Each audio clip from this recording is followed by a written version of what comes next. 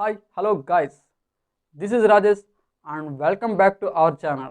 And మీరు చూస్తున్నారు Rajesh smart information channel. Guys ఈరోజు మన ఛానల్లో టాపిక్ వచ్చేసరికి క్రాప్ ప్రొడక్షన్ క్లాస్ 2లో ఉన్నాం.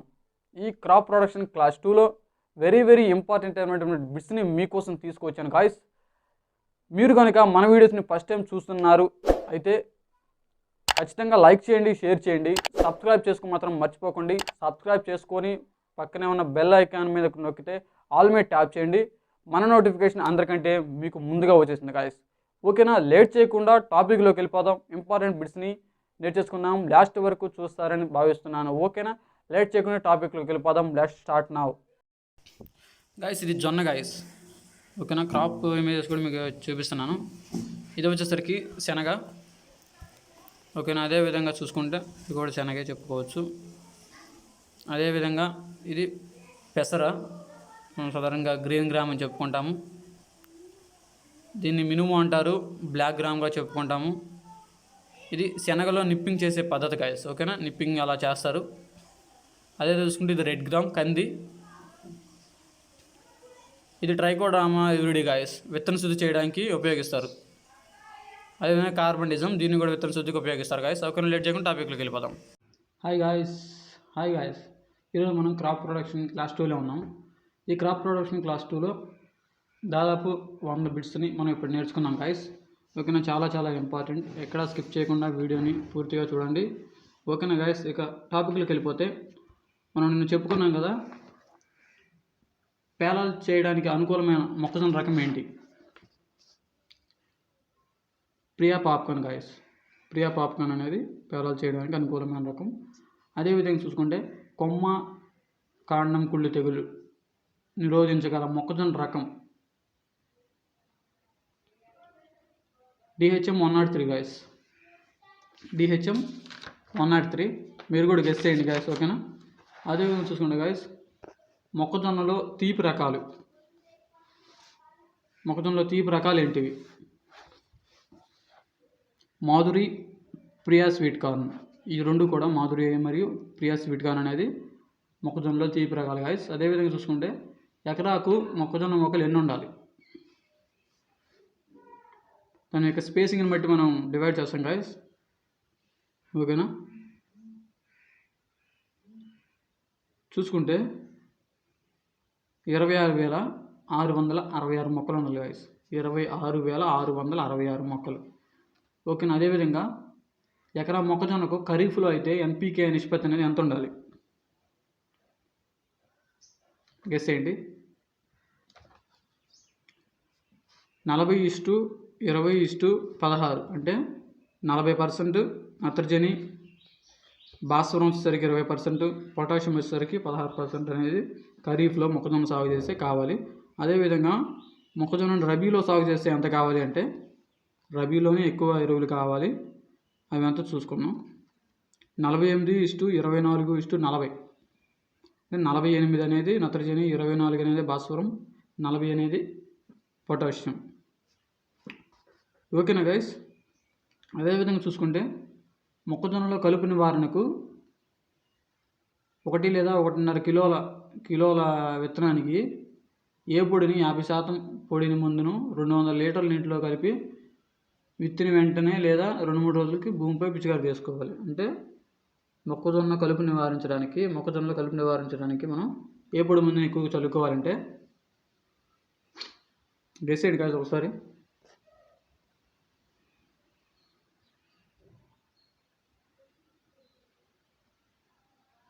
అట్రజిన్. ఓకేనా గైస్, అట్రజిన్ అనేది మనం పొడి మందును పిచికారి చేసుకోవాలి. లేదా 200 లీటర్లలో కలుపుకొని ఒక ఎకరానికి మనం విత్ 2-3 రోజులకి మనం భూమిపై పిచికారి చేసినట్లయితే కలుపు మొక్కలు అనేది రావు. Atrazine guys. ఓకేనా, అట్రజిన్, సెమిజిన్ అలాంటివి ఉంటాయి కదా అవి. అదేవిధంగా మొక్కజొన్న ప్లస్ పెసర లేదా మినుము లేదా సోయిచిక్కుడు ఇవన్నీ అంటే రేషియోలో వేసేటప్పుడు ఎంత రేషియోలో వేయాలి? మొక్కజొన్నతోటి 1:2 గాయస్. అంటే ఒక మొక్కజొన్న వేస్తే 2 వరుసలు పెసర వేయాలి. ఓకేనా, ఒక వరుస మొక్కజొన్న, 2 వరుసలు పెసర అలాగే వేసుకోవాలి గాయస్. అదేవిధంగా చూసుకుంటే నెక్స్ట్ బిట్ చూసుకుందాం. మొక్కజొన్న పంట కోత దశలో మొక్కజొన్న అనేది కోస్తాం కదా, విరుస్తూ ఉంటారు కదా కండెలు. ఆ కండెలు కోసే దశలో సుమారు తేమ అనేది ఎంత ఉండాలి, ఆ కండెలలో తేమ అనేది ఎంత ఉండాలి? 25-30% గాయస్. ఓకేనా, కోత సమయంలో 25-30% అనేది ఉండాలి. అదేవిధంగా పేలాల రకం వేసినప్పుడైతే గింజలు ఎంత ఉండాలి తేమ?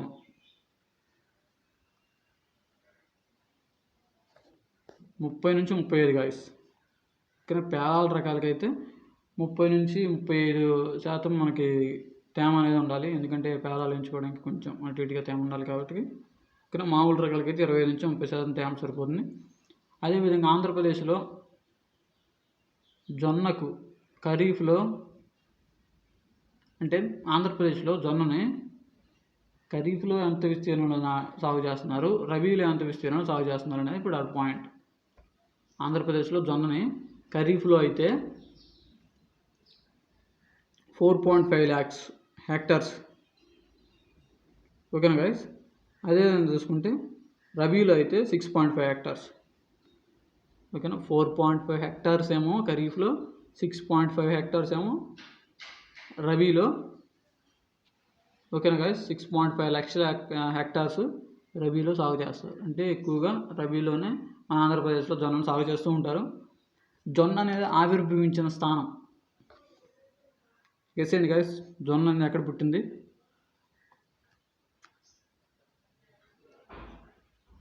Africa guys. ఆఫ్రికా, అబ్సీనియా, ఈ 2 దేశాల్లో, ఆఫ్రికా అబ్సీనియా దేశాలలో మనకి జొన్న అనేది ఆవిర్భవించింది. ఓకేనా గైస్. అదేవిధంగా నెక్స్ట్ బిట్ చూసుకుందాం.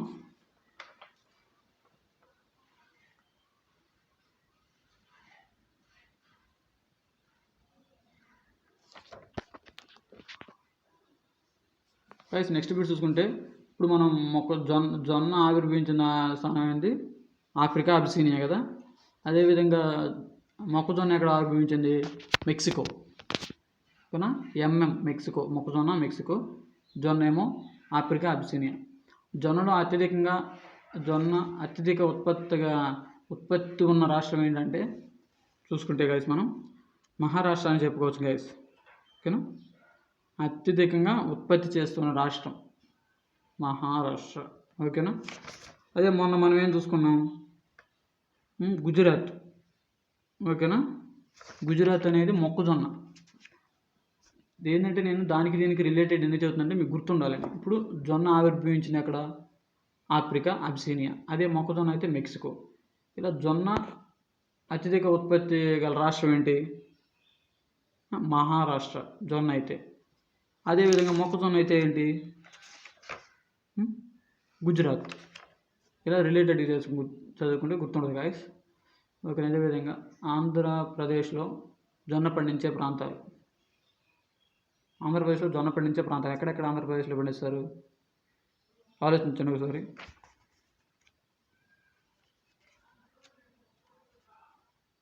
పండించే ప్రాంతాలు 6 ఉన్నాయి గాయస్. ఓకేనా, జొన్న పండించే ప్రాంతాలు 6 ఉన్నాయి. అదేవిధంగా ఆంధ్రప్రదేశ్లో జొన్న పండించే మాఫీ ప్రాంతాలు ఖమ్మం, వరంగల్, నల్గొండ.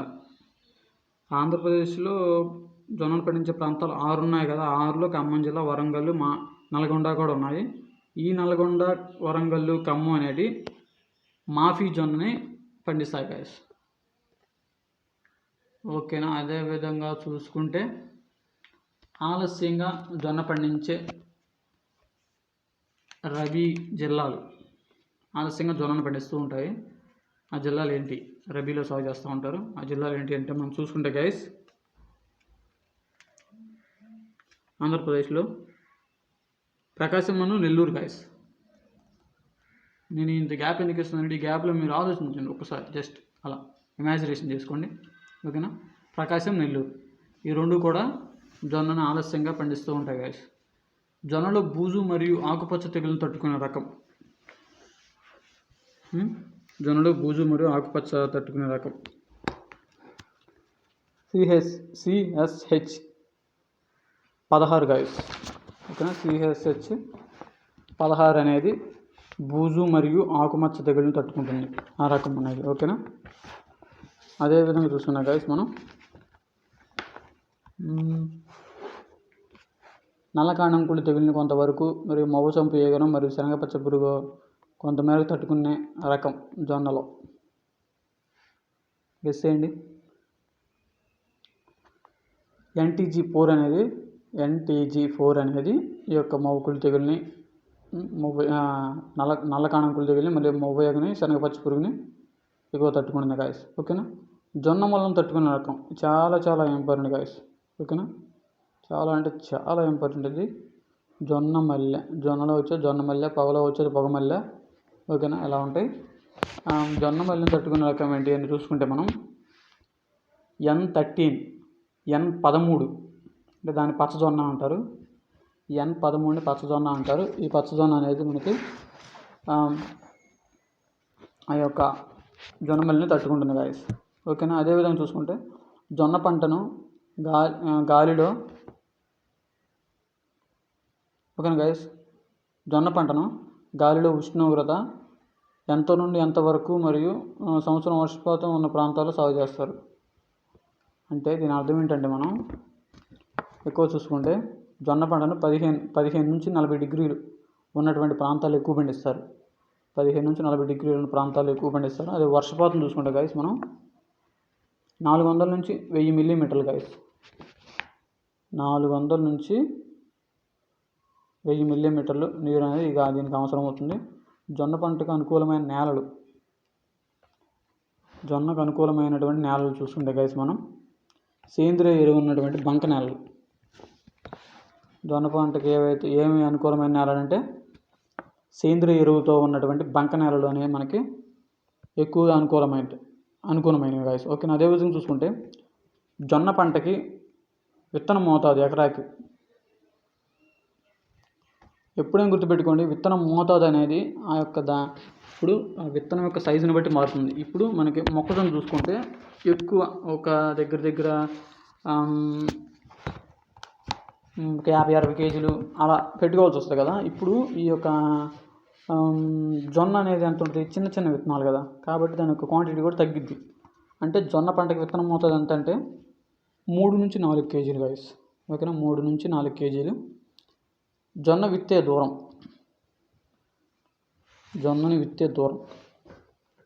45 ఇంటూ 12 నుంచి 15 సెంటీమీటర్లు. ఓకేనా గైస్. 45 ఇంటూ 15 సెంటీమీటర్లను గుర్తుపెట్టుకోండి సింపుల్గా. ఓకేనా. జొన్న ఎంత విత్తనం అవుతుంది, 3 to 4 కేజీస్ గైస్.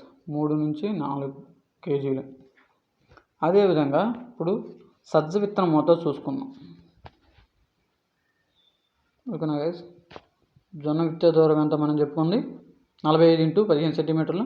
సజ్జ విత్తనం మోతాదు ఎకరాకి 1.6 కేజీస్ గైస్. 1.5 కేజీ అనేది 1.6 కేజీస్ పర్ ఎకర్ సజ్జ విత్తనం మోతాదు. ఓకేనా గైస్. అదేవిధంగా సజ్జ విత్తనాలకు 2% ఉప్పు నీటి ద్రావణంలో విత్తనాలను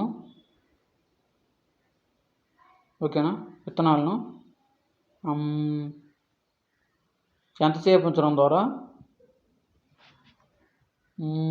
సజ్జ విత్తనాలు తీసుకున్నాం, 2% ఉప్పు ద్రావణాన్ని కూడా తీసుకున్నాం. ఆ ద్రావణంలో విత్తనాలని ఎన్ని నిమిషాలు ఉంచడం ద్వారా ఎర్గాడ్ శిలీంధ్రం అవశేషాలను తేలేటట్లు చేసి తొలగించవచ్చు. అంటే ఇప్పుడు సజ్జ విత్తనాలు తీసుకొని కొంత ద్రావణంలో వేసి దాంట్లో కాస్త ఉప్పు వేసి ఎన్ని నిమిషాలు అనేది మనం అక్కడ దాంట్లో ఉంచితే ఎర్గాడ్ శిలీంధ్రం ఆశించిన విత్తనాలన్నీ పైకి వస్తాయంటే 10 నిమిషాలు, ఓన్లీ జస్ట్ 10 minutes కానీ మనం దాంట్లో ఉంచినట్టయితే ఎర్గాడ్ శిలీంధ్రం ఆశించిన ఆ యొక్క విత్తనం మొత్తం పైకి తేలుతాయి. వాటిని మనం తీసేసి పక్కన వేసేసుకొని మిగతా వాటిని నాటుకోవచ్చు గాయస్. ఓకేనా. అదేవిధంగా చూసుకుంటే సజ్జలో విత్తే దూరం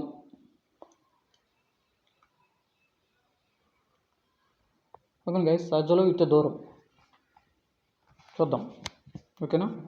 గెస్ చేయండి మీరు. 45 ఇంటూ 15 సేమ్ దానిలాగే. ఇప్పుడు జొన్నకి ఎంత 45 ఇంటూ 15, సజ్జకు కూడా 45 ఇంటూ 15. దాని విత్తనం మోతాదు ఎంత 3 నుంచి 4 కేజీలు. ఈ సజ్జ విత్తనం మోతాదు ఎంత 1.6 కేజీస్. ఓకేనా. అలా రిలేటెడ్ చేసుకుంటే బాగుంటుంది గైస్. ఓకేనా. అటు చూసుకుంటే సజ్జ విత్తే దూరం ఎంత 45 × 15 కదా. అప్పుడు ఎకరాకి ఎన్ని మొక్కలు అవుతాయి అంటే 58,000 నుంచి 72,000 మొక్కలు. ఓకేనా గైస్. 58,000 నుంచి 72,000 మొక్కలు ఎకరాకి అనేది పడుతూ ఉంటాయి. అదేవిధంగా చూసుకుంటే సజ్జ సాగు చేసే అన్ని ప్రాంతాలకు అనుకూలమైన రకం అంటే సజ్జనే మన భారతదేశమే కాకుండా లేదంటే మన స్టేట్ వరకు చూసుకున్నాం. మన స్టేట్లో ఎక్కడ సాగు చేసినా ఆ యొక్క భూమికి అనుకూలమైన రకం అంటే ఏంటని చూసుకుంటే మనం గెస్ ఏంటి? మల్లికార్జున అనే రకం సజ్జ సాగు చేసే అన్ని ప్రాంతాలకు అనుకూలమైన రకం మల్లికార్జున. ఓకేనా గైస్, అది గుర్తుపెట్టుకోండి, మల్లికార్జున.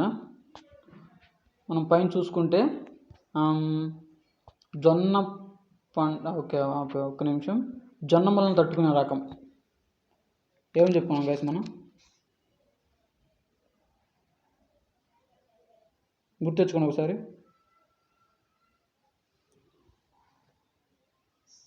గైస్, గుర్తుందా?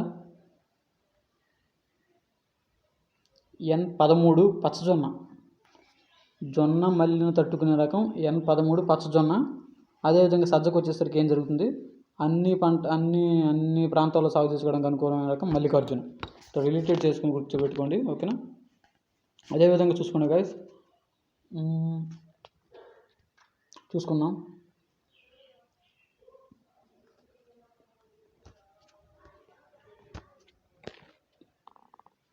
సజ్జల విత్తే దూరం అయిపోయింది. సజ్జ సాగు చేసే అన్ని ప్రాంతాలకు అనుకూలమైన రకం ఏంటి ఏం చెప్పుకున్నాం మనం?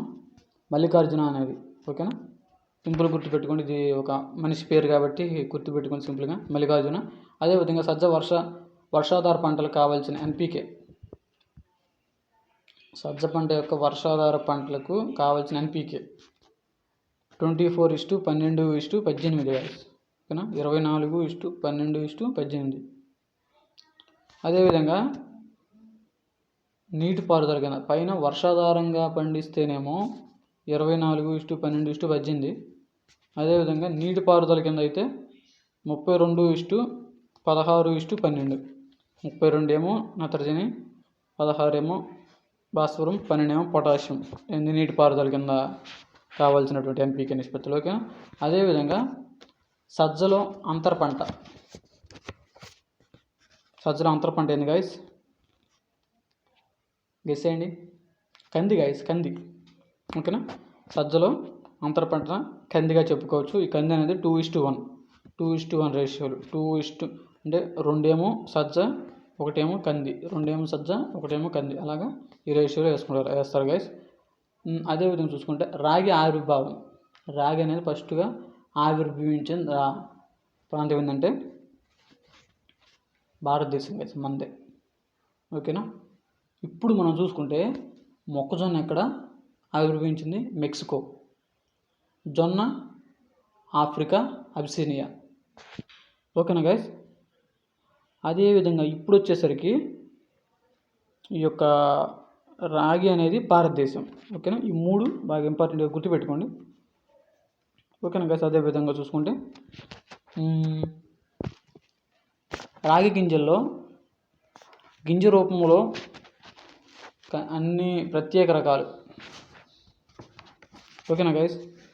కొన్ని ప్రత్యేక రకాలు అంటే రాగి గింజల్లో గింజ రూపంలో కొన్ని ప్రత్యేక రకాలు ఏంటి, ఏం చేయడానికి ఉపయోగిస్తారు? రాగి గింజలు ఉంటాయి కదా, ఆ గింజల్లో కొన్ని రకాలు మాత్రం ప్రత్యేకమైన వంట పదార్థాల కోసం వాడతారు. అంటే పాప్స్ అంటే ఇప్పుడు ఎగ్జాంపుల్ రాగి మాల్ట్, ఇలాంటి కొన్ని పదార్థాలు ఉంటాయి.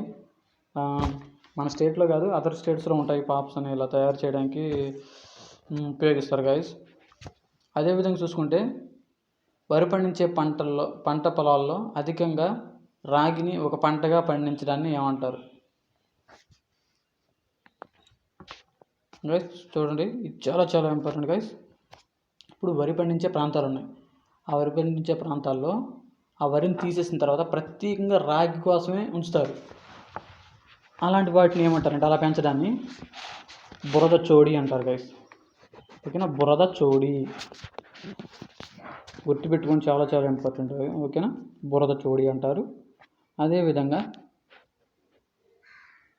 రాగిలో ఏమి ఎక్కువగా లభించడం వలన రాగి ఏ రూపంలో ఉపయోగిస్తారు అంటే రాగిలో ఏముంటుంది ఎక్కువగా?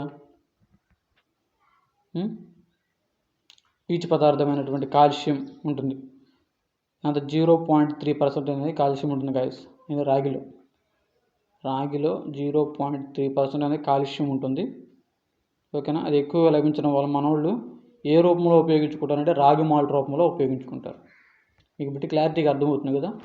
ఓకే, రాగిలో కాల్షియం ఎక్కువగా లభించడం వలన రాగిని ఏ రూపంలో ఉపయోగిస్తున్నారు అంటే రాగి మాల్ట్ రూపంలో ఉపయోగించుకుంటున్నారు గాయస్. ఓకేనా గాయస్. అదేవిధంగా చూసుకుంటే మన రాష్ట్రంలో ఎన్ని హెక్టార్లో వివిధ రకాల పప్పు ధాన్యాలు పండిస్తున్నారంటే వివిధ రకాల పప్పు శనగ కావచ్చు, పిల్లిపెసర కావచ్చు, కందులు కావచ్చు, ఇలా వివిధ రకాల పప్పు ధాన్యాలు పండిస్తున్నాయి మన రాష్ట్రంలో ఎక్కువగా. ఎన్ని హెక్టార్లు అంటే గెస్ చేయండి ఒకసారి.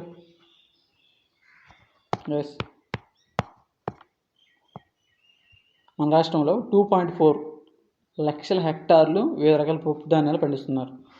పప్పు ధాన్యాల్లో ఏముంటుంది కాదు, ఎక్కువగా ప్రోటీన్స్ అనేవి ఉంటాయి. చాలా మంచిది మనకి. అందుకే వారంలో 3 times అయినా పప్పు అనేది తినాలి. మన బాడీకి మాంసకృత్తులు ప్రోటీన్స్ అనేవి చాలా ఉపయోగం కాబట్టి. ఓకేనా. మన రాష్ట్రంలో వివిధ రకాల పప్పు ధాన్యాలు ఎంత పండుతున్నాయంటే 2.4 లక్షల హెక్టార్లు గైస్. ఓకేనా. అదేవిధంగా చూసుకుంటే ప్రపంచంలో పప్పు ధాన్యాల అత్యధిక విస్తీర్ణంగా ఉత్పత్తి చేస్తున్న దేశం ఏంటి? భారతదేశమే. మన భారతదేశంలోనే పప్పు ధాన్యాలను అత్యధికంగా విస్తీర్ణంలో పండిస్తున్నారు. ఓకేనా. పప్పు ధాన్యాలు దిగుమతి చేసుకునే దేశాల్లో అగ్రస్థానంలో ఉన్న దేశం. దిగుమతి అంటే తీసుకునేది ఇండియానే. ఎందుకంటే ఇప్పుడు ఆ 2 బిట్స్ చూడండి. ప్రపంచంలో పప్పు ధాన్యాలు అత్యధిక విస్తీర్ణంలో పండించేది ఏంటి? మన దేశమే. సో కాబట్టి వాటిని దిగుమతి చేసుకునేది కూడా మన దేశంలో అగ్రస్థానంలో ఉంది. ఎందుకు అట్లా దిగుమతి చేసుకోవాల్సిన అవసరం మనకు లేదు కాబట్టి. ఓకేనా. దిగుమతి అంటే వేరే దేశాల నుంచి తెప్పించుకోవడం, ఎగుమతి అంటే మన దేశం నుంచి ఎక్స్పోర్ట్ చేయడం కదా. ఓకేనా. ఎక్కువ విస్తీర్ణంలో పండుతుంది కాబట్టి దిగుమతి చేసుకోవాల్సిన అవసరం మనకి లేదు. అందుకే మన అగ్రస్థానంలో ఉంది. అదేవిధంగా పెసరలో ప్రోటీన్ల శాతం గైస్, స్పెల్లింగ్ మిస్టేక్ పడింది, సారీ. పెసరలో ఓకే సారీ ఆ పెసర కూడా కదా, శనగలో ఒక్క నిమిషం గైస్. కరెక్షన్ చేశాను. ఆ శనగలో ప్రోటీన్ల శాతం. ఇప్పుడు మీకు ప్రోటీన్స్ అనేది వరుసగా ఇచ్చాను. ఇవన్నీ కూడా ఒకే చోట గుర్తుపెట్టుకోండి గైస్. ఓకే, చూద్దాం ఇప్పుడు మరి. శనగలో ప్రోటీన్ల శాతం 21% అనేది శనగలో ఉంటుంది గైస్. అదేవిధంగా చూసుకుంటే శనగలో 21% కదా. అదే కందిలో ప్రోటీన్ల శాతం 23.3% గైస్. ఓకేనా. 22.3%. Okay sorry. కందిలో ప్రోటీన్ల శాతం 22.3. అదేవిధంగా పెసరలో ప్రోటీన్ల శాతం 24% గైస్. అదేవిధంగా మినుములో ప్రోటీన్ శాతం 24%. కానీ పెసర మినుములో ప్రోటీన్ శాతం ఒకేలాగా ఉంటుంది, 24. కందిలో అయితే 22.3. అదేవిధంగా శనగలో అయితే 21%. ఓకేనా. అదేవిధంగా వరిలో ప్రోటీన్ శాతం 8.5 గైస్. 8.5 అనేది వరిలో ప్రోటీన్ శాతం అనేది ఉంటుంది. గోధుమలో ప్రోటీన్ శాతం 12.8 గైస్. ఓకేనా. 12.8 అనేది గోధుమలో ప్రోటీన్ శాతం ఉంటుంది. బియ్యంలో ప్రోటీన్ శాతం 6.9. మీరు కన్ఫ్యూజ్ అవ్వచ్చు, వరిలో ప్రోటీన్ శాతం ఏంటి, బియ్యంలో అంటే. వరి అంటే పొట్టు తీయకుండా ఉన్నప్పుడు దాన్ని వరి అంటారు, పొట్టు తీసేసిన తర్వాత బియ్యం అంటారు గైస్. ఓకేనా. బియ్యంలో 6.9% అనేది ప్రోటీన్లు ఉంటాయి. అదేవిధంగా చూసుకుంటే గైస్ మొక్కజొన్నలో ప్రోటీన్ శాతం, మొక్కజొన్నలో 11.1% అనేది ప్రోటీన్ శాతం అనేది ఉంటుంది గైస్. ఓకేనా. అర్థమైంది అనుకుంటున్నాను. ఈ ప్రోటీన్ శాతం ఇవన్నీ కూడా మీకు ఎందుకు ఇచ్చానంటే ఒక చోట చాలా సింపుల్గా అర్థం అవడానికి, గుర్తుపెట్టుకోవడానికి సింపుల్గా ఉంటుంది గైస్. ఓకేనా. మొక్కజొన్నలు అంతా 11.1%. ఓకే. అపరాల సాగును ఎంతవరకు వర్షాధారంగా పండిస్తారు? అపరాలు అంటే ఏమిటి? శనగ, కందులు, మినుములు, పెసరలు, బొబ్బర్లు, ఇవన్నీ అపరాలు అంటే పప్పుజాతి పంటలు. ఈ పప్పుజాతి పంటలు అనేవి వర్షాధారంగా అంటే వర్షానికి మాత్రమే పండే విధంగా, అంటే సపరేట్గా మనం నీరేం పెట్టుకోకుండా ఆ వర్షం పడినప్పుడు అయ్యే పెరిగేటట్టు పెంచుతారు. ఎంత శాతం పెంచుతారంటే 92% అనేది అపరాల సాగును 92% వరకు వర్షాధారంగా పండిస్తారు గైస్. ఓకేనా? అది మన దేశంలో కంది ఉత్పాదకతలో మొదటి రాష్ట్రం కంది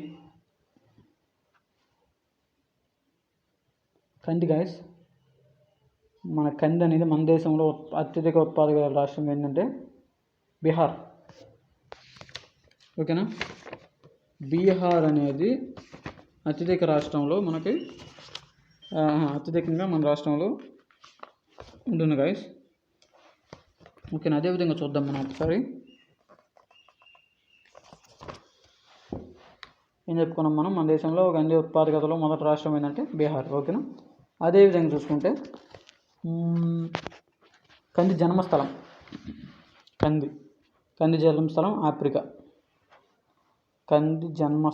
ఆఫ్రికా. అదేవిధంగా జొన్న కూడా ఆఫ్రికానే వేసి గుర్తుపెట్టుకోండి. అదేవిధంగా ఇంకోటి వచ్చేసరికి రాగి వచ్చేసరికి ఇప్పుడు మనం ఫస్ట్ కానీ చూద్దాం ఒకసారి. ఇలా ఆవిర్భావాలు వచ్చినప్పుడు మనం చూసుకుంటే మొక్కజొన్న మెక్సికో. ఓకేనా? జొన్న ఆఫ్రికా, కంది కూడా ఆఫ్రికా. ఇంకోటి వచ్చేసరికి రాగి వచ్చేసరికి ఇండియా. ఓకేనా? ఈ 4 గుర్తుపెట్టుకోండి. అదేవిధంగా చూసుకుంటా గైస్, తొలకరి కంది ఎక్కువ ఎత్తు పెరగడం వల్ల కందిని ఆశించే దేనిని నివారించడం కష్టం. అంటే ఇప్పుడు తొలకరి జల్లు కురిసిన వెంటనే మనం కంది ఎదబెట్టేస్తారు. అదేంటంటే ఆ వర్షానికి సమ్మని పెరిగిపోయి ఎక్కువ హైట్ పెరిగిపోద్ది. అలా హైట్ పెరగడం వల్ల ఏ పురుగుని నివారించడం కష్టం అవుతుందని అడిగాడు అక్కడ బిట్టు. ఓకేనా గైస్? కాయ తొలిచే పురుగుని నివారించడం చాలా కష్టం అవుతుంది గైస్. అంటే అంత హైట్ ఉండేసరికి స్ప్రే చేయడం కానీ, లేదంటే దాన్ని పట్టుకొని కొమ్మని ఇరిసేయడం కానీ ఇలా చేయాలంటే చాలా కష్టం అవుతుంది. కాబట్టి ఆ కాయ తొలిచే పురుగుని నివారించడం కష్టం అవుతుంది గైస్. పైన చూసారు కదా ప్రోటీన్ శాతం ఎట్లా అడుగుతాడంటే,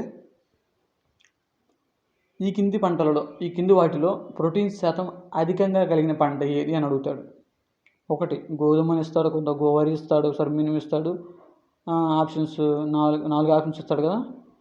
ఇంకో దాంట్లో పెసర అని ఇస్తాడు. అంటే ఇప్పుడు అన్నిటిలో కల్లా మనం చర్చించుకున్న వాటిల్లో అన్నిటిలో కల్లా ప్రోటీన్స్ ఎక్కువ కలిగిన పంట ఏంటి? పెసర మినుము 24% కదా.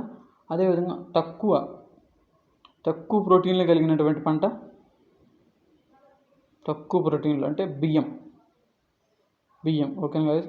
అక్కడ ఇచ్చే ఆప్షన్స్ బట్టి అంటే ఆ ఆప్షన్స్ బట్టి మనం ఆన్సర్ గెస్ చేయాలంటే ఏం చేయాల్సి ఉన్నది? ఆ పంటల యొక్క అన్ని ప్రోటీన్ శాతాలు మనకు తెలిసి ఉండాలి. ఓకేనా గైస్? అది ఒకసారి మళ్ళీ చదువుకోండి. బియ్యం అంటే 6.9 అని, మొక్కజొన్న 11.1 అని అలా చదువుకోండి. అదేవిధంగా చూసుకుంటే గైస్ ఇంకో వేరే బిట్కి వెళ్ళిపోతే, కంది అనేది ఏ సీజన్లో వేస్తే శనగపచ్చ పురుగు ఉధృతి తక్కువగా ఉండేది? గెస్ చేయండి.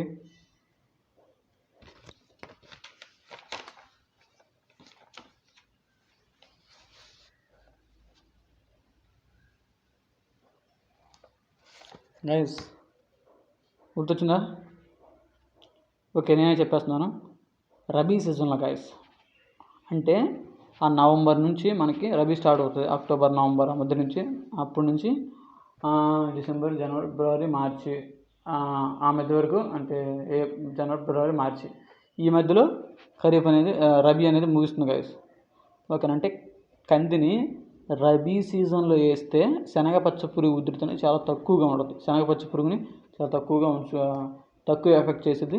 అదే రబీలో ఖరీఫ్లో వేసామనుకో ఎక్కువ ఎఫెక్ట్ చేసేది అనమాట. ఓకేనా? ఆ బిట్కి ఆన్సర్ ఏంటంటే మనం రబీలో వేస్తే శనగపచ్చ పురుగు అనేది చాలా తక్కువగా ఉంటుంది గైస్. ఓకేనా? అదేవిధంగా చూసుకునే పైన తొలకరి కంది ఎక్కువగా ఎత్తు పెరగడం వల్ల కందిని ఆశించే కాయతొలిచే పురుగు, మరి మారుక మచ్చల పురుగు, ఈ రెండింటిని కూడా నివారించడం కష్టం అవుతుంది. ఓకే, మాక్రోఫోమియా తెగుళ్ళను తట్టుకునే రకాలు కందిలో గెస్ చేయండి గైస్. మాక్రోఫోమియా అనేటువంటి తెగుళ్ళను తట్టుకునేటువంటి కంది రకాలు ఏంటివి? ఎంఆర్జీ 30. మనకి ఎప్పుడైనా కంది అంటే రెడ్ గ్రామ్ కాబట్టి ఆర్ అనేది మధ్యలో ఉంటుంది.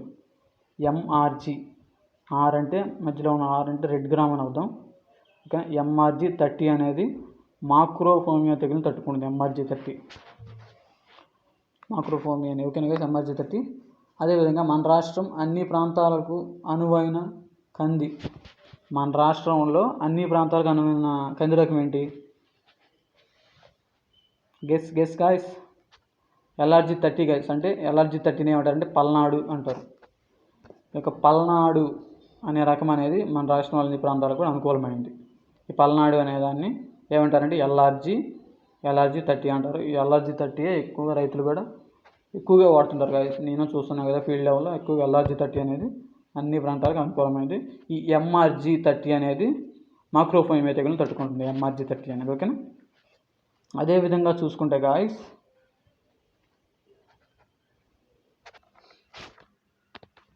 చూసుకుంటే శనగ ఆవిర్భావం. శనగ అనేది ఎక్కడ ఆవిర్భవించిందంటే గెస్సేయండి గాయస్. శనగ అనేది ఎక్కడ ఆవిర్భవించింది? ఆఫ్ఘనిస్తాను మరియు భారతదేశంలో రెండింటిలో కూడా ఈ శనగ అనేది ఆవిర్భవించింది ఓకేనా గైస్. అదే నెక్స్ట్ బిట్ చూసుకుంటే భారతదేశంలో శనగ ఉత్పాదకత ప్రథమ స్థానంలో ఉంది. భారతదేశంలో ఏదనేది ప్రథమ స్థానంలో ఉందంటే ఏ రాష్ట్రం? మధ్యప్రదేశ్ అనేది గైస్. మన భారతదేశంలో శనగ ఉత్పాదకత దిగుబడుల్లో ఓకేనా ఉత్పాదకతలో మొదటి స్థానంలో ఉంది మధ్యప్రదేశ్ గైస్ ఓకేనా. అదేవిధంగా చూసుకుంటే శనగ పంటకు కావాల్సిన విత్తనం మోతాదు గైస్. శనగ పంటకు విత్తనం మోతాదు ఎంత అంటే 20 నుంచి 26 కేజీలు గైస్. 20 నుంచి 26 కేజీలు అనేది మన మెటీరియల్లో ఉంది కాబట్టి చదువుకోండి, ఇబ్బంది లేదు. కానీ నేను ప్రాక్టికల్గా వర్క్ చేస్తున్నాను కాబట్టి నాకు తెలిసిన ప్రకారం 50 నుంచి 60 కేజీలు ఇక్కడ ఎకరానికి రైతులు వేస్తారు గైస్ ఓకేనా. 50 నుంచి 60 కేజీలు అనేది ప్రాక్టికల్గా నేను చూస్తున్నాను కాబట్టి 60 కేజీల వరకు ఎకరాకి వేస్తారు. మామూలుగా మన మెటీరియల్లో ఉంది కాబట్టి 20 నుంచి 26 కేజీలని గుర్తుపెట్టుకోండి ఓకేనా. అదేవిధంగా చూసుకుంటే గైస్ శనగ ఎండు తెగులు నివారణకు ట్రైకోడర్మా విరిడిని ఎంత పర్సెంటేజ్ విత్తనానికి కలపాలి? 4 గ్రామ్స్ గైస్. కిలో విత్తనానికి 4 గ్రామ్స్ ట్రైకోడర్మా విరిడిని మనం ఎక్కువగా వాడుతుంటాం. ఇప్పుడు నేను వర్క్ చేసే ప్లేస్లో కూడా శనగ ఎక్కువగా పండిస్తారు. ఈ శనగ పండించే దగ్గర మేము రైతుల చేత చేపిస్తూ ఉంటాం అన్నమాట. ట్రైకోడర్మా విరిడితో విత్తన శుద్ధి చేయడం వల్ల ఎండు తెగులు ఇలాంటివి ఏమి రావు. ఒక కేజీ విత్తనానికి 4 గ్రాములు అనేది వేసుకోవాలి గైస్. అదేవిధంగా శనగ విత్తే దూరం 30 × 10 సెంటీమీటర్లు ఓకేనా. 30 × 10 సెంటీమీటర్ల దూరంతో విత్తనాన్ని విత్తుకుంటారు శనగ ఓకేనా. అదేవిధంగా శనగ నిప్పింగ్ ప్రక్రియ ఎన్ని రోజులు చేస్తారు? ఎన్ని రోజులు? ఇప్పుడు పంట నాటిన తర్వాత శనగ నాటాము, విత్తనాలు వేసిన తర్వాత ఎన్ని రోజులకి నిప్పింగ్ ప్రక్రియను ప్రారంభించాలి అంటే 30 నుంచి 40 రోజులు గాయస్ ఓకేనా. పంట వేసిన తర్వాత నెల 10 రోజులకి అంటే 30 నుంచి 40 రోజులకి మనం సాధారణంగా నిప్పింగ్ ప్రక్రియ స్టార్ట్ చేసుకుంటే మంచిది ఓకేనా. అదేవిధంగా శనగలో దేశీయవాళీ రకాలకు ఉదాహరణ చూసుకుంటే మనం అన్యగిరి అనేది దేశీయవాళీకి ఉదాహరణ. కాబూలీ రకానికి ఉదాహరణ చూసుకుంటే శ్వేత ఓకేనా గైస్. శనగలో దేశీయవాళీ రకాన్ని చూసుకుంటే అన్యగిరి అని, కాబూలీ రకాన్ని చూసుకుంటే ఉదాహరణ శ్వేత అని చెప్పుకోవచ్చు. ఎండు తెగులను తట్టుకునే దేశీయవాళీ రకం ఓకేనా. ఎండు తెగులు తట్టుకునేటువంటి అసలు ఎండు తెగులు రాకుండా ఉండడానికి ఏం చేయాలి? ట్రైకోడర్మా విరిడితో విత్తన శుద్ధి చేసుకుంటే ఖచ్చితంగా ఎండు తెగులు అనేది రాదు గాయస్. ఒకవేళ వాళ్ళు కానీ విత్తన శుద్ధి చేయకుండా వేసిన తర్వాత ఎండు తెగులు వచ్చిందనుకోండి, వస్తే ట్రైకోడర్మా విరిడిని వాటర్లో కలిపి వేర్లు తడిసేలాగా స్ప్రే చేసుకుంటే ఎండు తెగులు అనేది కొంతవరకు నివారించవచ్చు ఓకేనా గైస్. ఇలా ఎండు తెగులు తట్టుకునే దేశీయ రకం ఏంటంటే క్రాంతి ICCC 37 ఓకేనా. క్రాంతి ICCC 37 ఈ దేశవాళీ రకం అనేది ఎండు తెగులు తట్టుకుంటుంది గైస్. అది ఎండు తెగులు తట్టుకుని కాబూలీ రకం చూసుకుంటే శ్వేత ICCV2 ఓకేనా. అదేవిధంగా చూసుకుంటే కింద వీటి చూసుకుంటే సోయి చిక్కుల్లో ప్రోటీన్లు ఎంత పర్సెంటేజ్ మరియు నూనె అనేది ఎంత పర్సెంట్ ప్రోటీన్ సోయి చిక్కుడులో సాధారణంగా ఇది అగ్రిసెట్లు కూడా అడిగాడు గాయస్ గుర్తుపెట్టుకోండి ఓకేనా. సోయి చిక్కుడులో ప్రోటీన్ అనేది ఎంత పర్సెంట్ ఉంటుంది, నూనె ఎంత ఉంటుంది అని అడుగుతాడు. ప్రోటీన్ అనేది 43, సింపుల్ గైస్, సోయా చిక్కుడులో ప్రోటీన్ 43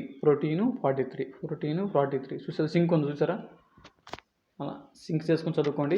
ప్రోటీన్ 43 ఉంటుంది, నూనె 20% ఉంటుంది గైస్. ఓకేనా, 20% నూనె ఉంటుంది. అదే చూసుకుంటే సోయా చిక్కుడు పెరగడానికి పగటి ఉష్ణోగ్రత ఎంత ఉంటే మొలక శాతం ఎక్కువగా ఉంటుంది. 15 నుంచి 32 డిగ్రీలు కనుక ఉంటే గాత్రం, ఓకేనా, 15 నుంచి 32 డిగ్రీలు ఉంటే మొలక శాతం అనేది ఎక్కువగా బాగుంటుంది. అదేవిధంగా చూసుకుంటే గైస్, సోయా చిక్కుడుకు అనుకూలమైన వర్షపాతం గెస్ చేయండి. సోయా చిక్కుడు అనుకూలమైన వర్షపాతం అంతా 600 నుంచి 650 మిల్లీమీటర్లు గైస్. ఓకేనా, 600 నుండి 650 మిల్లీమీటర్లు. అదేవిధంగా సోయా చిక్కుడుకు అనుకూలమైన నేలలు ఏంటి అంటే ఇసుక మరియు కర్బన శాతం ఎక్కువ కలిగిన నేలలు అనమాట. ఓకేనా, అది గైస్. అదేవిధంగా చూసుకుంటే ప్రతి కంది పైర్లలో అంతర పంటగా అనువైన సోయా చిక్కుడు రకం అంటే ప్రతి కానీ కంది పైర్లలో అంతర పంటగా వేసుకోవడానికి అనుకూలమైనటువంటి సోయా చిక్కుడు రకం ఏంటి అని చూసుకుంటే మనం LBS1 ఇది కూడా గైస్. ఇదొకటి ప్లస్ వచ్చేసరికి అది సోయా చిక్కుడులో ప్రోటీన్లు నూనె ఎంత ఉంటుంది. ఈ రెండు చాలా చాలా గుర్తుపెట్టుకోండి, అడుగుతారు ఖచ్చితంగా ఎగ్జామ్ పాయింట్ ఆఫ్ వ్యూలో. వెరీ ఇంపార్టెంట్ ఇవి. సోయా చిక్కుడులో ప్రోటీన్లు నూనె ఎంత ఉంటుంది. అదేవిధంగా ప్రతి కంది పైర్లు అంతర పంటలుగా వేసుకోవడానికి అనుకూలమైన సోయా చిక్కుడు రకమైన LBS1. ఓకేనా, గుర్తుపెట్టుకుని చాలా ఇంపార్టెంట్ గైస్. అదేవిధంగా త్రుప్పు తెగులను తట్టుకునే సోయా చిక్కుడు రకం ఏంటంటే మనం చూసుకుంటే LPK 1029 త్రుప్పు తెగులు తట్టుకునే సోయా చిక్కుడు రకం అనమాట. LPK 1029 అనేది. అదేవిధంగా చూసుకుంటే గైస్, సోయా చిక్కుడు ఏ బ్యాక్టీరియాతో విత్తన శుద్ధి చేస్తాం మనం. సోయా చిక్కుడుకి ఏ బ్యాక్టీరియాతో విత్తన శుద్ధి చేస్తాం? Rhizobium japonicum. ఇది కూడా చాలా ఇంపార్టెంట్ గైస్, గుర్తుపెట్టుకోండి. కానీ ఈ 3 పర్ఫెక్ట్గా గుర్తుపెట్టుకోండి. మిగతా కూడా చాలా వరకు నిప్పింగ్ ఒకటి శనగలో నిప్పింగ్ అనేది 30 నుంచి 40 రోజులకి చేస్తామని 30 నుంచి 40 రోజులకి చేస్తాము. గుర్తుపెట్టుకోండి. నిప్పింగ్ అంటే తెలుసు కదా, ఆకులను తుంచడం. ఓకేనా, ఎక్కువ ఫ్లవర్ అంటే ఎక్కువ ఆకులు రాకుండా ఆ పైన టాపింగ్ చేయడం. ఓకేనా గైస్. అదేవిధంగా చూసుకుంటే మనం సోయా చిక్కుడు అనేది ఏ బ్యాక్టీరియాతో విత్తన శుద్ధి చేస్తాం మనం? రైజోబియం జపానికం అనేటువంటి బ్యాక్టీరియాతో మనం విత్తన శుద్ధి చేస్తాం కదా, గుర్తుపెట్టుకోండి. చాలా చాలా మోస్ట్ ఇంపార్టెంట్. సోయా చిక్కుడులో ఎరువుల నిష్పత్తి 12:24:16 గైస్. అంటే 12 ఏమో నత్రజని, 24 ఏమో భాస్వరం, 16 ఏమో పొటాషియం. 12:24:16 NPK. ఓకేనా, ఎరువుల నిష్పత్తి అలా ఉంటుంది గాయస్. ఓకేనా, మరికొన్ని బిట్స్ చూద్దాం గాయస్. అదేవిధంగా మినుము ఆవిర్భావం ఎక్కడ? ఇండియా గాయస్, మన ఇండియానే మినుము ఆవిర్భావం. అదేవిధంగా చూసుకుంటే మినుమును ఎంత వర్షపాతం ఉన్న ప్రాంతాల్లో పండిస్తారు? 600 నుంచి 1000 మిల్లీమీటర్లు వర్షపాతం ఉన్న ప్రాంతాల్లో ఈ మినుమును సాధారణంగా పండిస్తారు గైస్. అదేవిధంగా చూసుకుంటే ఏ కాలంలో మినుముని వరి మాగాణంలో పండించే రాష్ట్రం మన రాష్ట్రం యొక్క ప్రత్యేకత ఏంటంటే వరి మాగాణంలో మినుముని చల్లేసి పండిస్తారు. అది ఏ కాలంలో చేస్తారు? రబీ కాలంలో మినుమును వరి మాగాణంలో పండించడం మన రాష్ట్రం యొక్క ప్రత్యేకత. అంటే వరి అనేది కొయ్యక ముందే చల్లేసేసి ఆ తర్వాత కోసేస్తారు. అది కోసిన వెంబటనే మళ్ళీ మినుము అనేది మనకి వచ్చేస్తుంది. ఓకేనా గైస్, ఇదే మనం అగ్రామీలో రియలైజెస్ వర్గంగా చెప్పుకుంటాం కదా మనం. అది ఆ క్రాప్ రాకముందే దీన్ని వేసేసి మనం ఆ క్రాప్ని కోస్తాము. అదేవిధంగా మినుములో పల్లాకు తెగులను తట్టుకునే రకం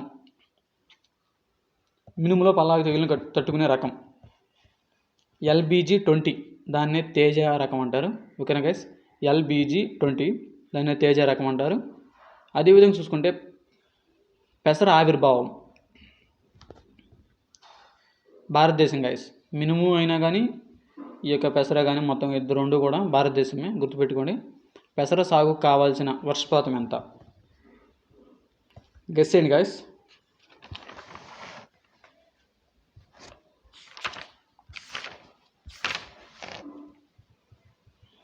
గైస్ చెప్పండి.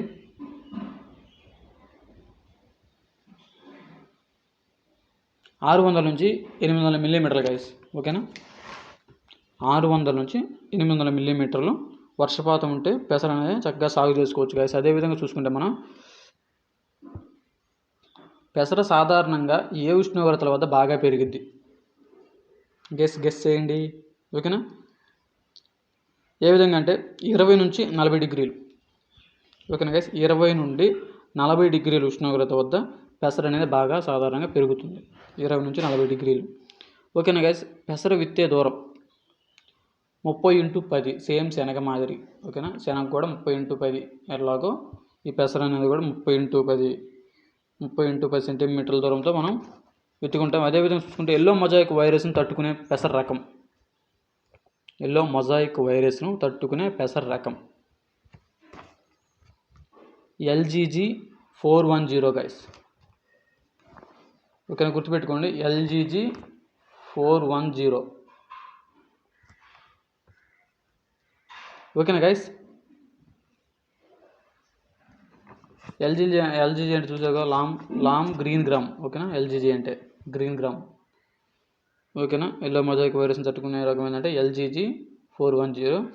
అదేవిధంగా చూసుకుంటే గైస్ నెక్స్ట్ బిట్ చాలా ఇంపార్టెంట్. మన దేశంలో టెక్నాలజీ మిషన్ ఆఫ్ ఆయిల్ సీడ్స్ను ఏర్పాటు చేసిన సంవత్సరం డిస్ప్లే చేసిన చూడండి, 1886 మే.